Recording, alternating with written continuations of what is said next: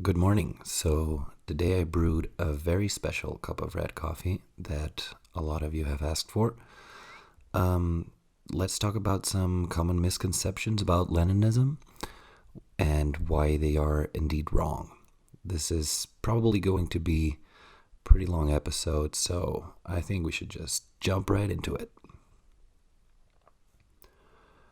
Number one, MLs are anti-democratic. So this has got to be one of the biggest ones out there. I'm going to try to synthesize as best as I can what I think makes people believe this. But to do so, I have to get into some definitions and some theory first. So this bit is a little bit long. So the first thing I want to say is I think this misconception has two main origins, or a few main origins. For one, there is the fact that Marxist-Leninists don't believe liberal democracy is actually democratic and criticize it pretty much constantly. And I gotta say, rightfully so. Liberal democracy, especially as it exists under the capitalist mode of production, is extremely undemocratic, and most other leftists agree on this. Even some social democrats will agree on this. Just think about some of the issues that the vast left agrees that are a hindrance to democracy, like voter suppression or gerrymandering in America. So the way that political parties are funded, for example, is also another way, and like how they are subservient to the economic powers, and of course there's many more. But particularly, I want to talk about the economic aspect of democracy. So in a capitalist society, power is held by the capitalist class, and they use the power to rig the democratic system in their favor. And not just that, so the superstructure, which is in general terms, I won't get really deep with the definition, but it's the set of laws and like artistic tendencies, philosophy, spirituality, and those kinds of things that dictate how we think and act.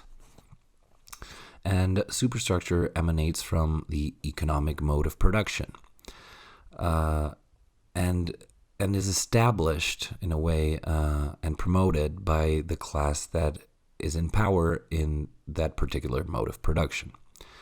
So when a society is capitalist, the superstructure will be capitalist. And therefore, the political decision-making system, whichever one it is, in this case, we're talking about liberal democracy, will be capitalist in nature, and it will be configured as to perpetuate the dominance of the capitalist class and their interests. This is why Leninists talk about dictatorship of capital when critiquing the current liberal democratic system. Which it kind of brings us neatly to the other main reason a lot of people believe Marxist-Leninists are anti-democratic, which is the concept of the dictatorship of the proletariat. So I defined the concept of the dictatorship of the capitalists, or the dictatorship of capital, specifically to talk about this.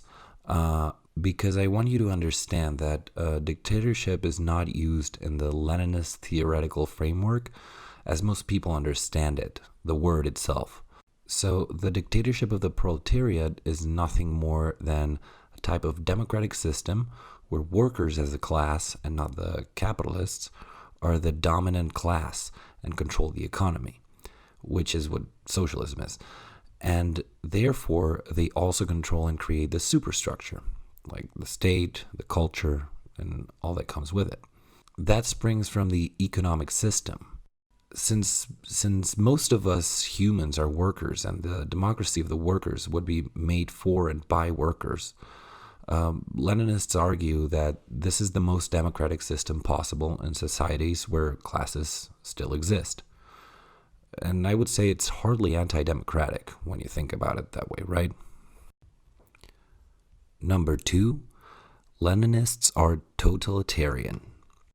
A totalitarian state is that a kind of state which behaves in practice as something with unlimited power that reaches everywhere, and it exercises authority and make use of propaganda or other social control methods, even violent repression. And so I know this video is about debunking myths or misconceptions about Marxist-Leninism, but in this case, and taking into account what we just talked about relating to democracy, and taking into account that the state is a superstructural set of bureaucratic organs, laws, etc., Marxist-Leninists are totalitarian because we want the workers organized as a class to have complete control over society and the ability to repress counter-revolutionaries if needed. But of course, this is not what people think about when they call a malice totalitarian. Understanding theory, as we see, is quite important to not fall for liberal word traps and misrepresentations, basically of all comrades and all leftist tendencies. Number 3. Marxist-Leninists believe in great man theory. So this is a very common one. If you don't know what great man theory is, it's just an idea according to which the progress of history can be largely explained by the impact of great men, heroes, or highly influential and unique individuals of sorts. I think the misconception that Leninists believe in such nonsense springs from the fact that because of the prevalent capitalist propaganda that everyone is bombarded with constantly about leaders of socialist revolutions or socialist countries, which in a lot of cases are just plain lies, Leninists see ourselves in a constant state of defensiveness against critiques of these leaders.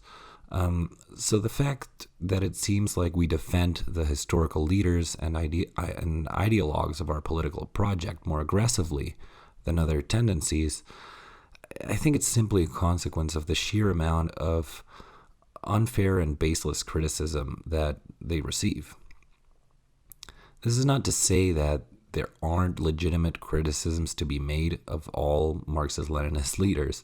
In fact, this kind of criticisms should be encouraged, and Marxist-Leninists have a strong history and culture of criticizing the leadership of our parties, especially when they adopt an incorrect tactic or position respective to the Marxist philosophy and economics. It is, in fact, one of the most central and necessary characteristics of Marxist-Leninist practice. To summarize, and not to get too much into it, because the idea that we believe in great man theory is pretty preposterous, I could list a few theoretical center points of Marxist-Leninism which disprove this conception. Just to name a few, so Leninists believe that the workers and not the party or a leader make the revolution. Also, the way the Leninist Vanguard Party works through democratic centralism has a lot of systems in place to ensure that leadership and workers' representatives are constantly in touch with the masses and at their mercy when it comes to kicking them out of their positions. Historically, there is even a derogatory term for the leaders of a revolution that don't have a party and a party by the masses, like the Leninist one, and is instead led by a person or group of persons that don't have this accountability. They have been called caudillos of the people, in reference to caudillismo in Latin America. So next time someone praises Stalin or Lenin, instead of reacting negatively, try to understand, no matter how much bad you think this leader did, there's a lot of good you don't know about, and most of the bad is straight up made up, I will leave a link to one of my favorite books on Stalin's political relevance in the description, and I truly hope some of you read it. Number 4, MLs are just red fascists. Let's start by defining what fascism is. In general terms, it's defined by being an ideology that seeks to establish a totalitarian state, which is antidemocratic, ultranationalistic, and seeks to have a strong leader in power. In any case, the term fascism, it's one of the most difficult ones to define in political science. From the very origins of this movement, possibly because there is no systematized uniform fascist ideology, so the form of government that would be fascist, it doesn't really work like the rest of political ideologies of modernity. There are a lot of misconceptions about what totalitarianism, as we saw earlier, and considering the historical conditions that made it normalized to portray the USSR and other socialist states as totalitarian in the modern liberal definition of the concept, which doesn't go much further than it's bad when anyone does it but me. As we saw, it's kind of bullshit.